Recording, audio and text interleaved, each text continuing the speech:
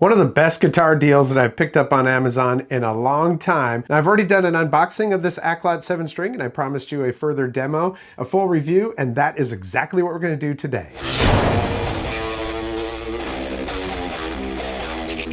Welcome back, I'm Tony, and yeah, this is the Aklot. I don't even know what the model number of this is. It's just the Aklot Multiscale Modern Electric Guitar Roasted Maple Neck with Okumi Body Electric Guitar Kit with staggered individual saddles, humbucker pickup, gig bag, strap, string mute, distortion pedal. Now, when I purchased this, it was $229. Right now, it is $209, plus they've got a 10% brand promotion coupon that you can redeem on there too, so that's pretty cool. Back when Korn first came out, I was a huge Korn fan. Well, I still am. I love some Korn. So I bought a 7-string thinking, oh cool, I'll sound like Korn. It was a 7-string Epiphone Flying V, and while the guitar itself didn't suck, I sucked with it. I could not figure out how to incorporate that into my playing. Not to mention the neck was super fat, it wasn't multi-scale, so that was kind of a problem. It just wasn't comfortable and I didn't gel with it, so I sold it. This guitar has a very thin neck profile for a 7-string and it's multi-scale. So as you can see, the frets are tilted. Quick primer on multiscale. Multiscale guitars are designed with different scale lengths for the bass and treble strings, which provides benefits like more consistent string tension, improved intonation, and better ergonomics. The longer scale on the bass side increases tension for lower tuned strings, preventing them from being floppy, while the shorter scale on the treble side allows for easier string bends on higher pitched strings. The design is particularly advantageous for extended range guitars and low tunings. So it's really about the tension between this string and keeping them so that they're consistent, and it really works on this guitar. I like that quite a bit. Now, I'm certainly not going to read everything that's on the Amazon listing. I highly encourage you to go read that, because if you've read Amazon listings for budget guitars made in China and Indonesia and stuff like that, they typically aren't very proficient when it comes to their descriptions. It's like, okay, you can tell that it's just some fly-by-night company often that is just pumping out guitars in some CNC factory, and they're probably not all that great. This company, on the other hand, seems like they really do understand the guitarists. They don't only make guitars, they've been making lyres and things like that for years, so making musical instruments is not new to them. Like I say, you can really tell from the description. Highly encourage you to go. I'll put the link down in the description and read that. They say it's an aggressive guitar with modern metal DNA, whether you're dialing in low-end chugs for a gent heavy breakdown or soaring through extended range solos. The Aklot XRN Multiscale guitar proves why it is a modern metal essential. This delivers crushing tone and fluid playability, built for players who specialize in lower tunings and demand comfort, versatility, and serious sonic firepower. From tight, gritty lows to shimmering highs, the XRN electric guitar delivers the clarity and punch to slice through any mix. Like I said, it is multi-scale. It extends to 25.5 inches on the low end while maintaining a familiar 25 inches on the high strings. It's got a flat C roasted maple neck, and the neck on this thing is really very nice. And the headstock, boy, I don't know, I'm just really loving this guitar. It does come with a distortion pedal, which I'm going to give you a quick little rundown on that a little bit later in the video. It says here that the XRN full-size electric guitar comes loaded with pickups specifically built for the task. Passive high-output humbuckers with plenty of output across any gain setting, but their real strength lies in their slanted scale-matched design. Although I will say it's pretty straightforward when it comes to that: volume, tone, and a 3-way selector, and that's it. If it's all the way down here, it's that pickup. If it's in the middle, it's both pickups, and if it's up there, it's the neck pickup. So that's pretty simple. Now, that does bring me to one point here. Let me show you the electronics in the back of the guitar here. While it's not bad, it's pretty clean. I don't see any kind of shielding paint inside the cavity there. And also the pots are of the smaller variety. We'll just say that. It'd be nice if they would have put some nice big pots in here and the electronics would match all the rest of it. But listen, at $209, they're cutting corners somewhere. But as you'll see in just a couple seconds here, it still sounds great. I noticed that their Strat and Telecaster style models do have locking tuners. This does not. That would have been a nice touch. It's got nice cutaways in it. Everything is really nice there.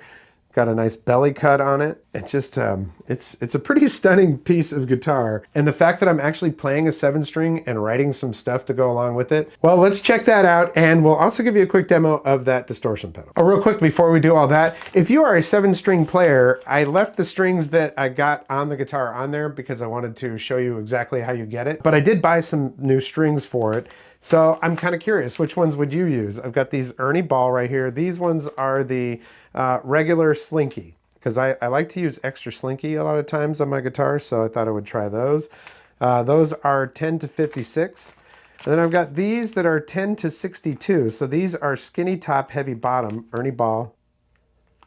Skinny top, heavy bottom. All right, so, and then there's these, because Trivium, I know they're big on the 7-string here, so I thought I would try these heavy core from Trivium. So let me know down in the comments, which one would you use? All right, like I say, I mean, I'm pretty new to 7-string. I've owned one 7-string before, and I just didn't bond with it, so I really didn't play it a whole lot. And I was into Korn real heavily at the time, which I still love some Korn, but you know, I was trying to achieve that. Instead, this time I said, well, let me just see how this inspires me and see if I can come up with a couple things myself that would be really good. And I came up with 2 work parts for songs, so let me play a couple of them for you here.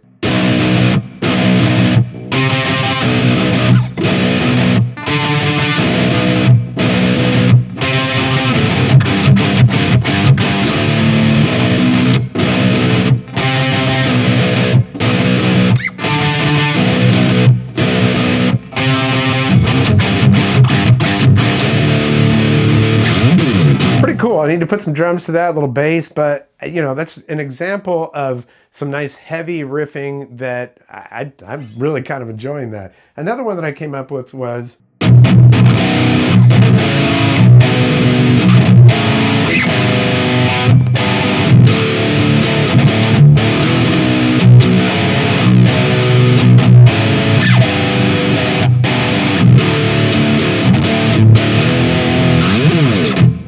it's pretty cool. Let me do this though. I'll switch this to my clean rig because, you know, I know you want to hear how this thing sounds clean.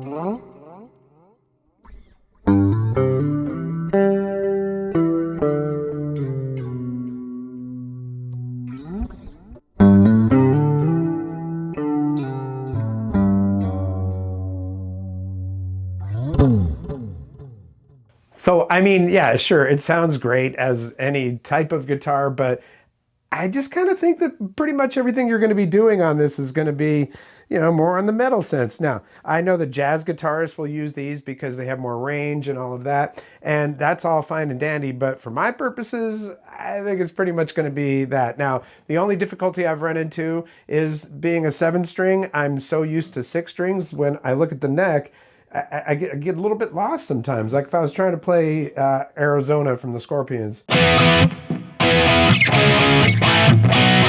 have to actually really think about it.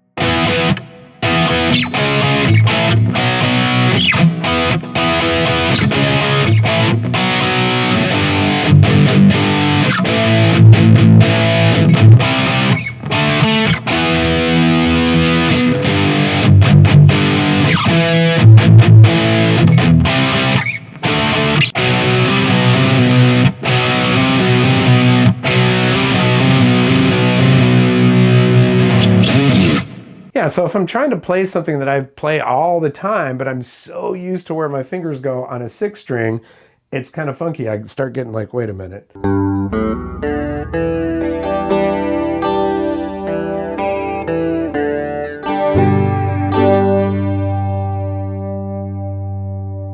So, you know, it's 6 half dozen or the other, or 7 half dozen or another. I don't know. But yeah, it does work really well.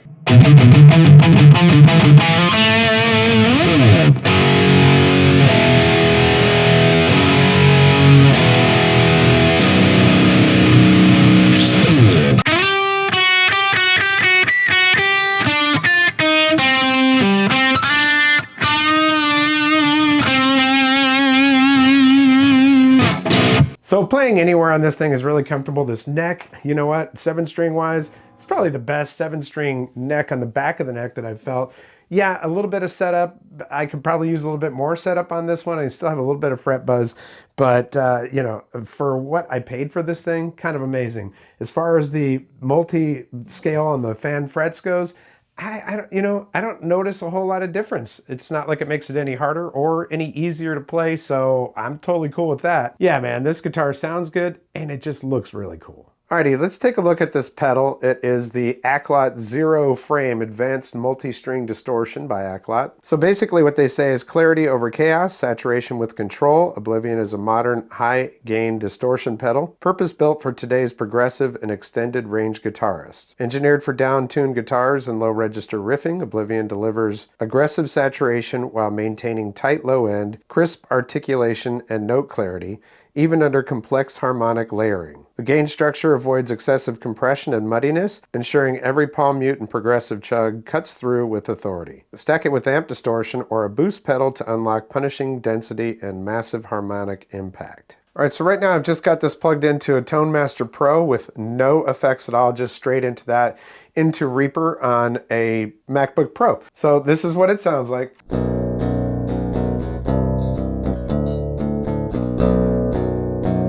All right, now let's go ahead and turn this on. I've got everything at 12 o'clock just to start out with, so.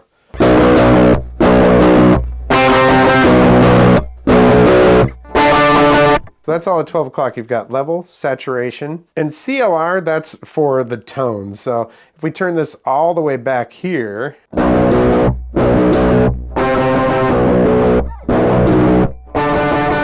me turn this up back to the 12 o'clock position.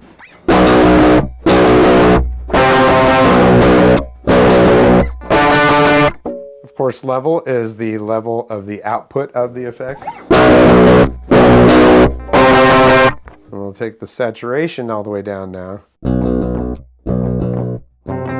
So that's really the distortion on this thing. So over here.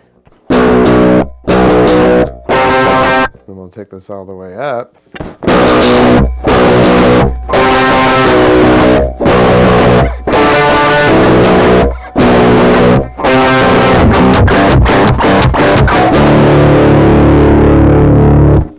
So let's take this all the way up now.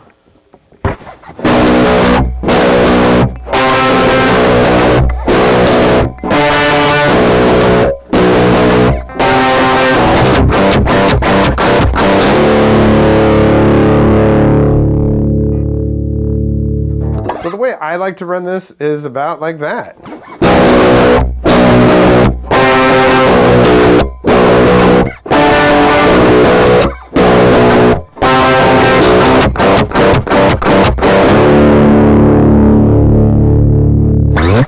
There we go. I mean, it's not the best distortion I've ever heard, but it's nice that it comes with it.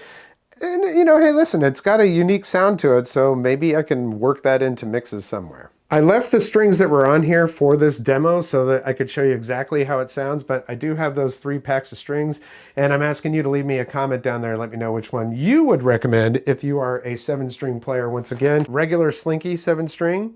These are 10 to 56. Then we've got skinny top, heavy bottom. Those are 10 to 62, Ernie Ball.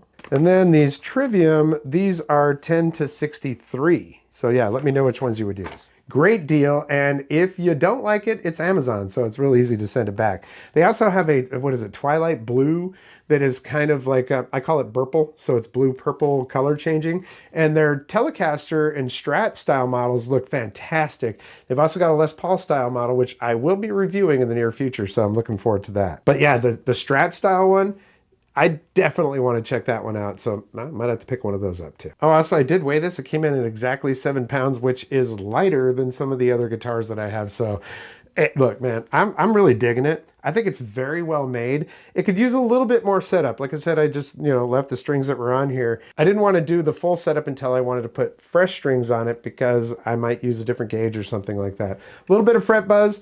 A couple of these frets were raised a little bit. I just knocked them down, but that wasn't a big deal. I mean, overall, even if you have to do a little bit of work on a guitar like this, the bones are there, and it's really well made, and I cannot wait to see what more comes out of this company, Aklot, because I'd never heard of them until I saw this guitar, and I'm pretty excited about the company. I think they're going to do good things, especially in that budget market. So yeah, there we go. Aklot 7-string multi-scale, $209 unbelievable. It's very, very good. And I just want to thank you so much for your support here on the channel. Likes, comments, shares, subscriptions, always very important to my channel. So if you like what you see, hit that thumbs up. If you haven't subscribed yet, there's a red subscribe button down there and notification bell. Click both of those. You'll get notifications when I upload new videos. There's also a hype button down there if this video has only been up in the first 7 days. If you're so inclined, click that. It helps the channel and gives the video a little boost on the algorithm. So I'd appreciate that. It's also a thanks button down there if you'd like to use that. Well, that's going to do it for this episode. We'll catch you next time on the Vapor Trail channel.